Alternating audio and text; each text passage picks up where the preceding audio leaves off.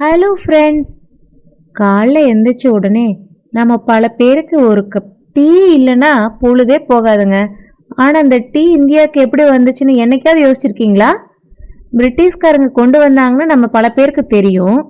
ஆனால் அவங்க ஒன்றும் இதை சாதாரணமாக கொண்டு வரலங்க. சீனாவை ஏமாற்றி அங்கிருந்து திருடிட்டு வந்தது தான் இந்த தேயிலை. ஒரு சினிமா படத்தை விட ரொம்ப விறுவிறுப்பாக இருக்க இந்த டீ திருட்டு கதையை பத்தி பாப்போமா? வாங்க வீடியோக்குள்ள போலாம். 1840களில் தேயிலைங்கிறது முழுக்க முழுக்க சீனாவோட கட்டுப்பாட்டில் தாங்க இருந்துச்சு. வேற யாருக்குமே டீ செடி எப்படி வளர்க்கணும், அதை எப்படி தூளா மாத்தணும்னு தெரியாது. பிரிட்டிஷ்காரங்க சீனா கிட்ட இருந்து டீயை வாங்கிட்டு இருந்தாங்க. காசு கொடுத்து வாங்கினாங்களா? ஒரு கட்டத்துக்கு மேல பார்த்தோம்னா அது ரொம்ப நஷ்டமான வியாபாரமா போச்சு. பிரிட்டிஷ் கிழக்கிந்திய கம்பெனி ஒரு பயங்கரமான பிளான் போட்டாங்க. அந்த பிளானை எக்ஸிக்யூட் பண்ண அவங்க ஒருத்தரை தேர்ந்தெடுத்தாங்க. அவர் தான் ராபர்ட் ஃபார்ச்சூன். இவர் பார்த்தோன்னா ஒரு தாவரவியலாளர், அதாவது பாட்னிஸ்ட். இவருக்கு கொடுத்த டாஸ்க் என்னன்னு தெரியுமா?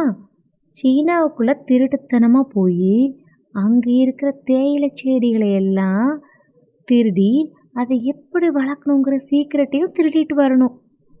ஆனால் அப்போ சீனாக்குள்ளே வெளிநாட்டுக்காரவங்க போகிறதுக்கு தடை இருந்துச்சு. மீறி போனாங்கன்னா உயிருக்கே ஆபத்து.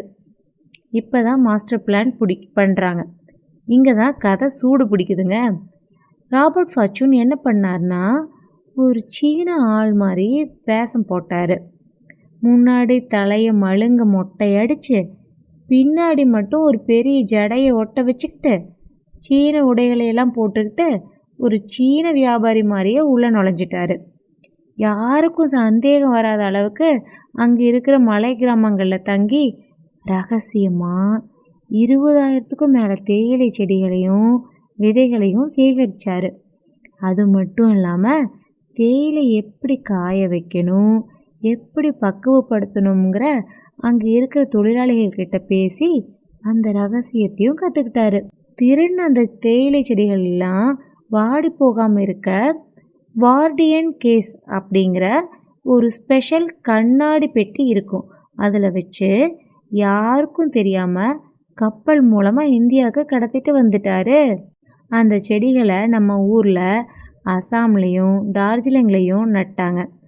இதில் இன்னொரு கொடுமை என்னென்னா, அங்கிருந்து சில சீனா தொழிலாளிகளையும் இந்தியாவுக்கு கூட்டிகிட்டு வந்துட்டாங்க.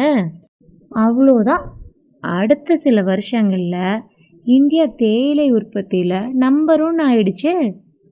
சீனாவுக்கு போட்டிட்டு இருந்த லாபம் மொத்தமும் பிரிட்டிஷ்காரங்களுக்கு வர ஆரம்பிச்சிருச்சு.